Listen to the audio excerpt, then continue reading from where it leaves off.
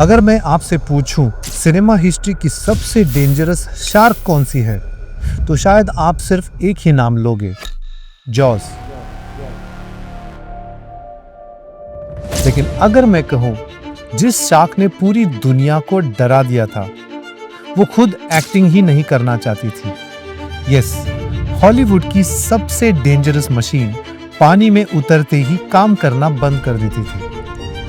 कभी उसका मुंह ही नहीं खुलता, तो कभी आंख बंद हो जाती, तो कभी पूरा शार्क समंदर में डूब जाता था।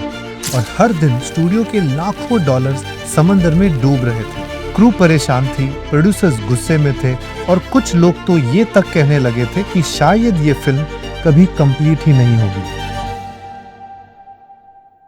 लेकिन फिर एक ऐसी गलती हुई जिसने सिर्फ इस फिल्म को ही नहीं, बल्कि पूरी हॉलीवुड को हमेशा के लिए बदल दिया।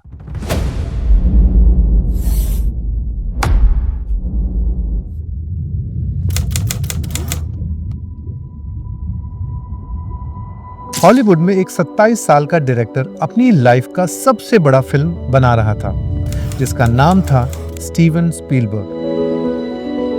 उस वक्त स्पीलबर्ग लेजेंड नहीं था, ऑस्कर विनर नहीं था, हॉलीवुड का किंग भी नहीं था। बस एक यंग फिल्म मेकर जो प्रूव करना चाहता था कि वो कुछ अलग कर सकता है। उसके पास एक नॉवेल थी पीटर बेंचले की, जिसका नाम था जॉज। स्टोरी सिंपल थी। एक छोटे से बीच टाउन में एक जायंट शार्क आ जाती है और पूरा टाउन टेरर में आ जाता है। सिंपल स्टोरी, लेकिन स्पीलबर्ग सिंपल फिल्म नहीं बनाना चाहते थे। उसका ड्रीम था ऑडियंस को ऐसा फील हो जैसे शार्क सच में उनके सामने हो। मगर प्रॉब्लम सिर्फ एक नहीं थी। उसके मूवी का हीरो एक मशीन था, और उस मशीन का नाम था ब्रूस। 3 अलग अलग मैकेनिकल शार्क्स बनाए गए थे। हर एक की कॉस्ट उस जमाने में लाखों डॉलर्स की थी। स्टूडियो कॉन्फिडेंट था, सब रेडी था, और फिर ब्रूस को पहली बार समंदर में उतारा गया, और वहीं से प्रॉब्लम्स शुरू हो गई।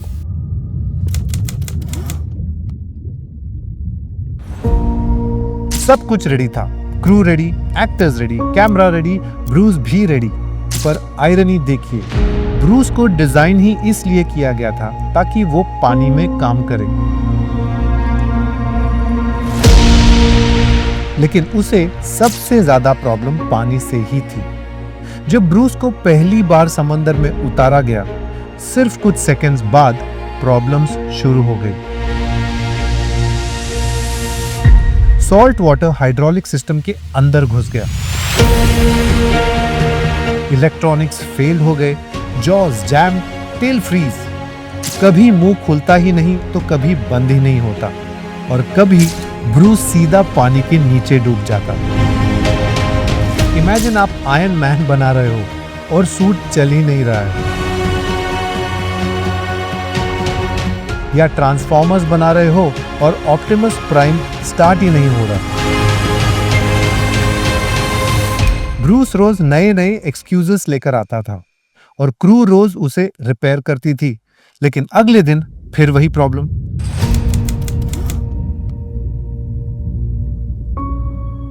अब प्रॉब्लम सिर्फ शार्क नहीं थी, the entire production was sinking. Original shooting schedule 55 days की थी, and in reality it took almost 159 days. Budget almost double. Universal Studios के एग्जीक्यूटिव्स फ्रस्ट्रेटेड थे, क्रू एग्जॉस्टेड थी, और स्पीलबर्ग हर सुबह एक ही सवाल लेकर सेट पर आ जाता था, आज ब्रूस का मूड कैसा है। कुछ लोग मजाक में कहते कि ब्रूस सेट का सबसे एक्सपेंसिव एक्टर था। डिफरेंस सिर्फ इतना कि उसके टैंट्रम्स मैकेनिकल थे, लेकिन स्पीलबर्ग के लिए ये जोक नहीं था। उसे लगने लगा ये फिल्म उसका करियर खत्म कर देगा। और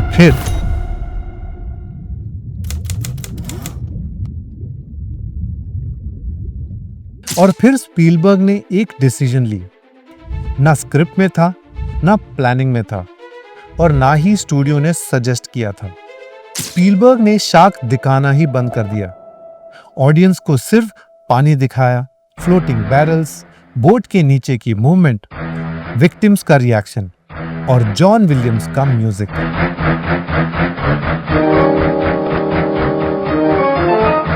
एक इंटरेस्टिंग बात नोटिस करी, म्यूजिक सुनते ही आज भी आपके दिमाग में शार्क आ जाता है, चाहे स्क्रीन पर शार्क हो ही ना। स्पीलबर्ग ने एक बहुत इंपॉर्टेंट चीज समझ ली थी, ऑडियंस की इमेजिनेशन किसी भी मैकेनिकल शार्क से ज्यादा पावरफुल होती है, और वही मजबूरी जॉज की सबसे बड़ी स्ट्रेंथ बन गई थी।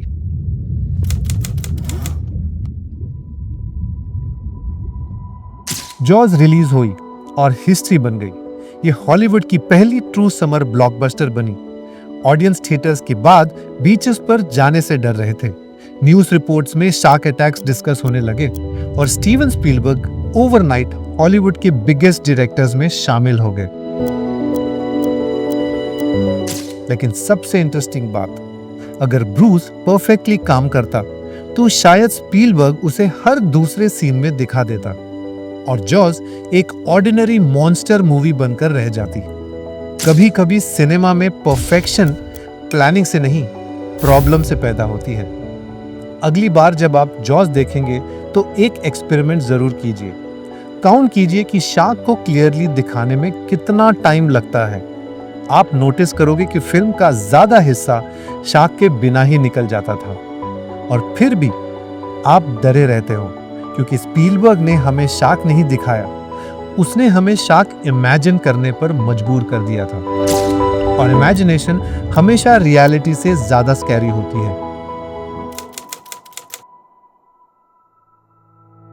ब्रूस नाम का शार्क फिल्म का सबसे अनरिलायबल एक्टर था, लेकिन अगर ब्रूस कभी खराब ही ना होता तो स्टीवन स्पीलबर्ग शायद सस्पेंस बनाना कभी सीख ही नहीं पाता, और कभी कभी सिनेमा की सबसे बड़ी प्रॉब्लम ही उसकी सबसे बड़ी सुपर पावर बन जाती है। This is Samit Shetty and आज की फाइल यहीं खत्म होती है।